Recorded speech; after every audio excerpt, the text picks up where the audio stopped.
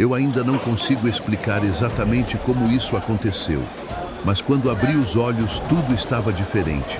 O cheiro foi a primeira coisa que me atingiu. Carvão queimando, fumaça, madeira úmida, esgoto. A cidade inteira parecia coberta por uma névoa pesada. Não existiam buzinas modernas, nem celulares.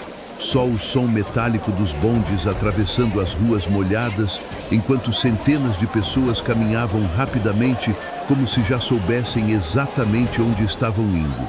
E talvez o mais estranho, ninguém parecia me notar. Eu estava parado no meio de São Paulo em 1940. E pela primeira vez, eu percebi uma coisa assustadora.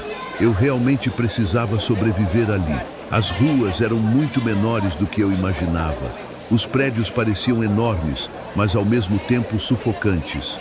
A fumaça das fábricas deixava o céu constantemente acinzentado. Homens carregavam caixas pesadas. Mulheres caminhavam segurando sacolas simples de tecido. Crianças trabalhavam. Sim, trabalhavam. Enquanto isso, vendedores gritavam preços pelas ruas.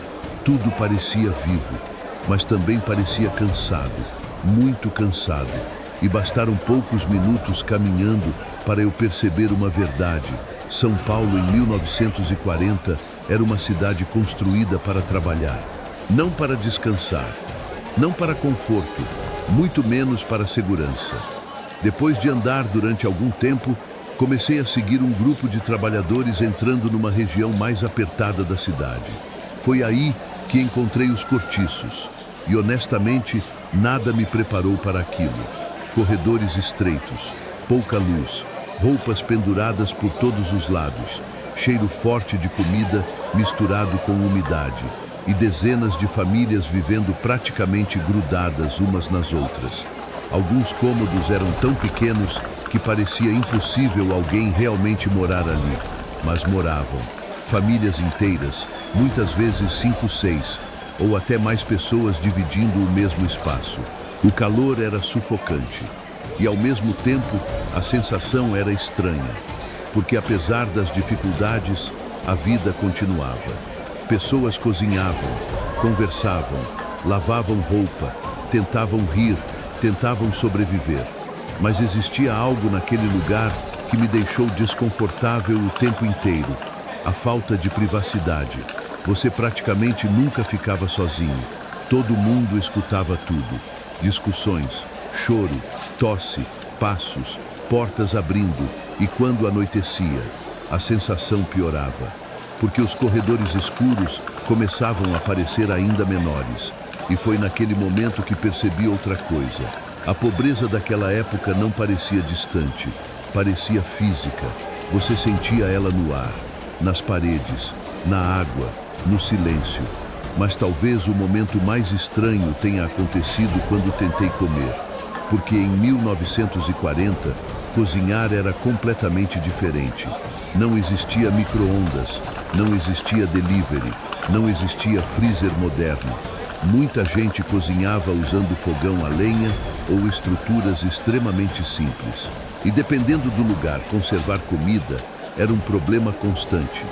O cheiro de gordura e carvão dominava vários ambientes. As panelas ficavam pretas pela fumaça. A cozinha inteira parecia coberta por fuligem. Mas o mais chocante era perceber como tudo exigia esforço. Hoje, basta apertar um botão. Naquela época, tudo demorava. Acender fogo, buscar água, preparar ingredientes, conservar comida, lavar utensílios. Cada pequena tarefa consumia tempo e energia. E talvez por isso, as pessoas daquela época parecessem envelhecer tão rápido. A vida inteira era pesada, até as coisas mais simples. Mas nada me assustou mais do que a noite.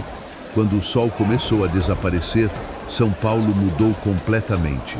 As ruas esvaziaram rápido, as pessoas aceleraram os passos, as janelas se fecharam e a cidade começou a ficar silenciosa, silenciosa demais. Algumas ruas praticamente desapareciam na escuridão. A iluminação era fraca. Em certos pontos parecia impossível enxergar alguns metros à frente. E então Eu entendi. Eu finalmente entendi por que tanta gente evitava ficar fora de casa depois de certo horário. Não era apenas medo de violência, era sensação de vulnerabilidade. Você estava sozinho, sem ajuda, sem comunicação, sem saber exatamente o que existia na próxima esquina. Enquanto eu caminhava ouvindo passos distantes ecoando pelas ruas vazias, eu percebi uma coisa. Nós romantizamos demais o passado. Filmes fazem parecer bonito, elegante, nostálgico. Mas viver ali era muito mais difícil do que parece, muito mais pesado, muito mais cansativo. E talvez a pergunta verdadeira seja: você conseguiria sobreviver 24 horas em São Paulo de 1940? Porque depois de tudo que eu vi, eu honestamente não sei se conseguiria passar muito mais tempo ali.